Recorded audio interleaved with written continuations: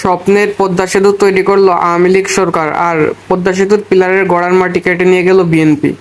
পিলারে ফাটল ধরে ভবিষ্যতে জনদুর্ভোগ তৈরি করতে পারে, এর মেয়াদকাল কমে যেতে পারে এবং সেতুটি ভেঙে পড়ার ঝুঁকি তৈরি হয়। দারিদ্র্যমুক্ত দেশ গড়ার লক্ষ্যে শেখ হাসিনা সরকার দরিদ্র মানুষের জন্য আশ্রয়ণ প্রকল্পের অংশ হিসেবে ভূমিহীনদের ঘর তৈরি করে দিয়েছিল, আর সেই ঘর মাটি চাপা দিল এই বিএনপি সরকার। বাঙালির কষ্টের টাকায় মেট্রো রেল বানালো শেখ হাসিনা সরকার, কিন্তু কিছুদিন আগে অর্থাৎ কুরবানির ঈদের আগে সেই মেট্রো স্টেশনকে গরুর হাট করে নোংরা করলো বিএনপি। এগুলো কোনো রুচিশীল সমাজের শোভা পায় না। তবে এটা দুঃখজনক যে তারেক রহমানের সরকার ক্ষমতায় এসে আগের উন্নয়নগুলোর ঠিকমতো রক্ষণাবেক্ষণ করতে পারেনি। কিন্তু উক্ত উন্নয়নের সবগুলো শেখ হাসিনা সরকার করেছে, এই কারণে শেখ হাসিনার অবদান তুলে ধরেছি। যদি এরকম উন্নয়ন তারেক রহমান করতো তবে তার কথাও তুলে ধরতাম।